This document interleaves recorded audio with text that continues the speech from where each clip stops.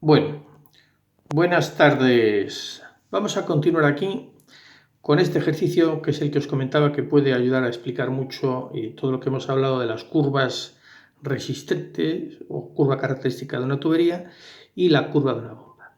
Me dice, una bomba centrífuga cuyo motor de arranque tiene un coeficiente de rendimiento 0,92 y viene dado por estas curvas, la curva de la altura manométrica con el caudal y el rendimiento, donde h en metros, nu en tanto por 1, o sea que lo multiplicamos por 100 y sería tanto por 100, y q en metros cúbicos segundo. ¿Qué me está diciendo esto ya de entrada? Pues de entrada me está dando una bomba caracterizada por estas dos ecuaciones, que son la forma de obtener las dos curvas, una relativa a la altura y el caudal y otra relativa al rendimiento en función del caudal de la bomba centrífuga en cuestión. Y ojo, este rendimiento es el rendimiento de la bomba, porque también me habla del rendimiento del motor. Y recordar que la potencia absorbida final es de todo el grupo, es la potencia útil partido del rendimiento de la bomba por el rendimiento del motor. Luego, rendimiento del motor, rendimiento de la bomba.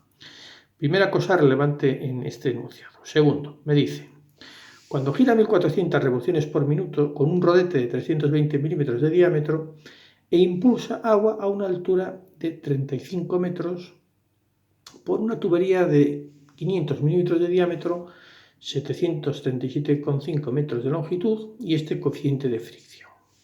Me pide calcular una serie de cosas. Fijaros. Me dice primero que gira a estas revoluciones por minuto. Luego yo voy a calcular la característica de la bomba, esta curva, que está preparada para estas 1400 revoluciones por minuto. No la puedo girar. No la puedo cambiar.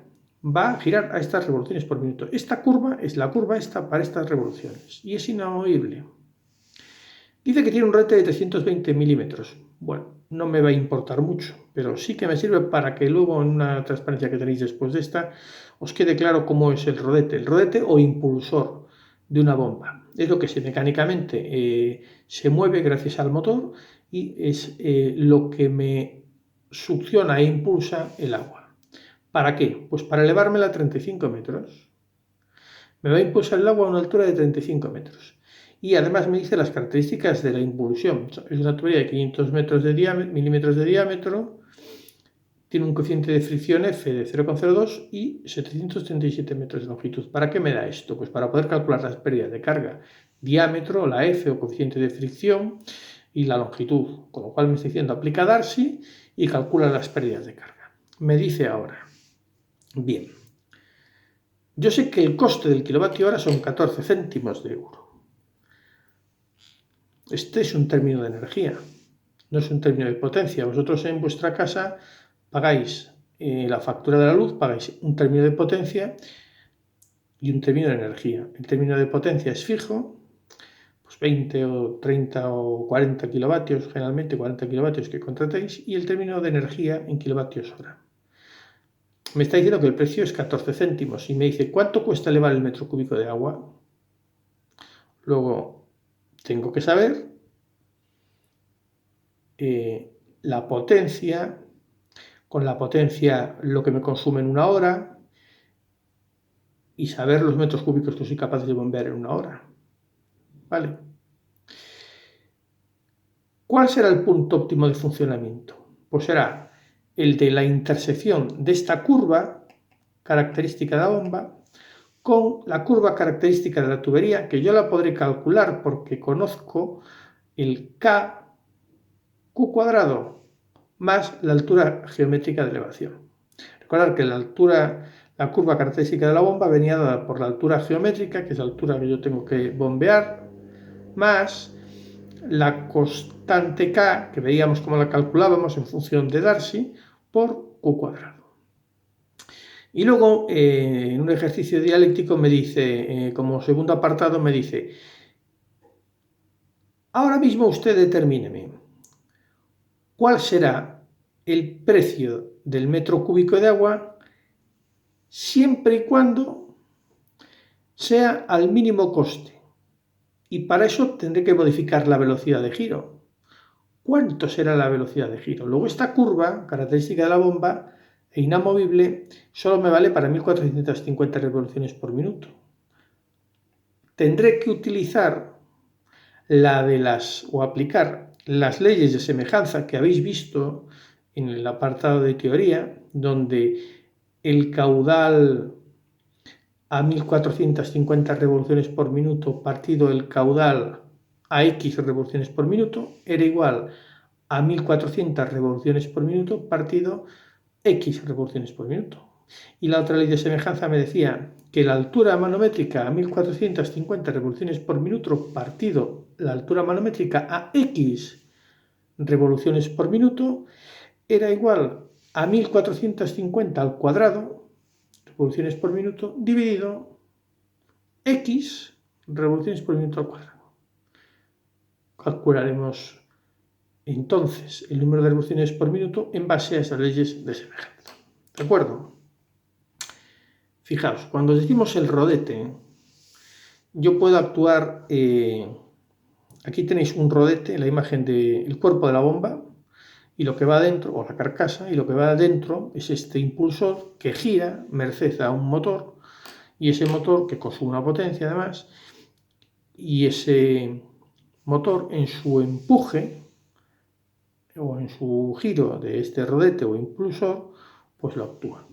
Hasta ahora hemos visto en teoría que la forma de cambiar las condiciones de la bomba era aumentar la velocidad de giro, aumentar la velocidad a la que gira el rodete. No lo vamos a dar, pero que sepáis que hay más trucos. Una forma es jugar con el diámetro del impulsor. Yo puedo utilizar, en vez de este impulsor, otro que tenga un diámetro más pequeño, ¿vale? Una sección más pequeña. Bueno, vamos a calcular el coste de elevación del metro cúbico de agua. La curva resistente, o la curva característica de la tubería, la vamos a calcular en primer lugar por esta fórmula. H sub m es H sub g, donde H sub g es la altura de elevación más RQ cuadrado. Vamos a aplicar Darcy, la fórmula de Darcy de beta Q cuadrado L partido de a la quinta, donde beta es 8F pi cuadrado G, 8F partido pi cuadrado G, y sacando factor común Q cuadrado, R era el término de la fórmula de Darcy.